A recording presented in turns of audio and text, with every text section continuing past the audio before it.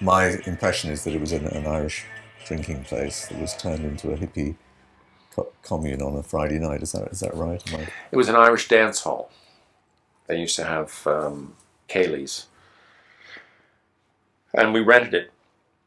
They weren't doing that well. I think they had a dance on Thursdays and a dance on Saturdays or something. And then he made so much money, the landlord, from renting it to us in the first place, and then selling he had the soft drink concession. And so he gave it to us on Saturday nights as well, eventually. What was it like? And can you describe the It mood? was located right now where um, is it the Virgin Cinemas, Tottenham Court Road are, just at the entrance of Bedford Square there. And it was right next to an Italian restaurant or ice cream bar and restaurant, and just down the street from the Gooch Street police station. And you went downstairs, red carpeted stairs, so it was below street level. And at the bottom of the stairs, you turned left, and there was this very large, well, not so large, but low ceilinged. It was not a high ceilinged room, it was a low ceilinged room with a dance floor and a little stage. And then to the left, there was a corridor leading to a bar where soft drinks were sold. And we set up the International Times, had a little table in the hallway there where you could buy the International Times and all the various publications and posters and things like that. And there was a lighting tower just as to the right as you came in the door.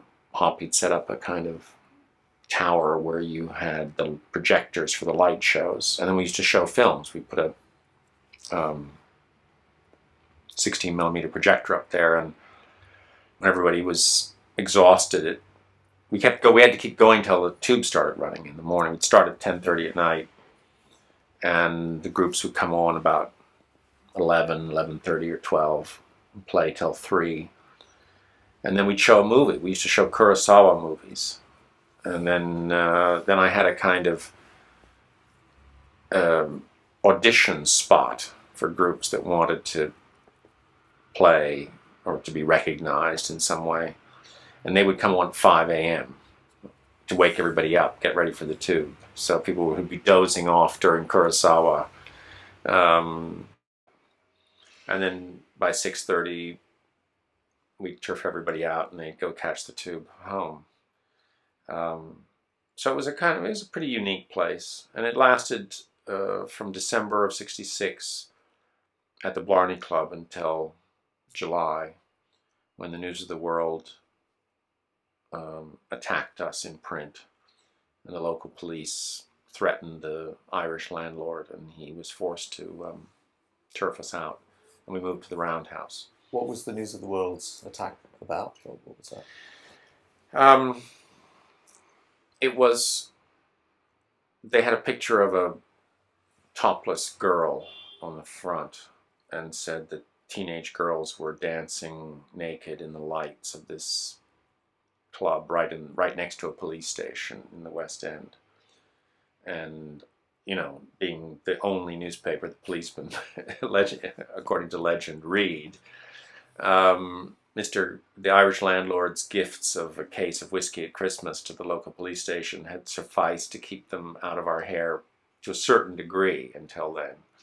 But I think after the News of the World, they rang up Mr. Gannon and said, "Sorry, mate, we're going to raid the place if you keep it open." So that was the end of That an was the era. end of an era, yeah.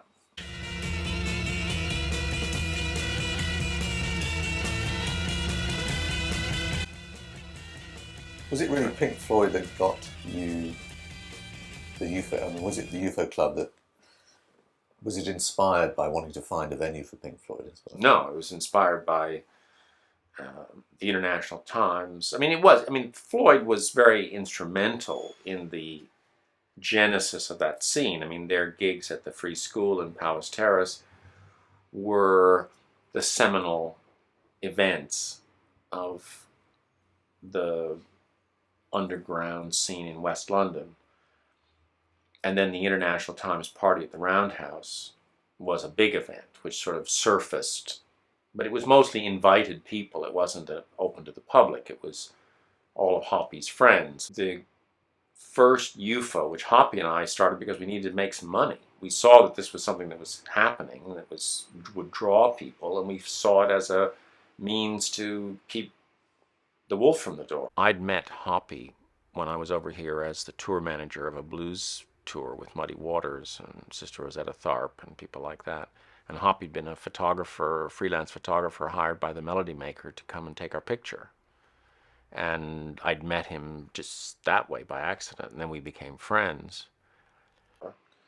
And so we went into it as a partnership, rented the place, put up some posters, and that first night, the place was packed with freaks.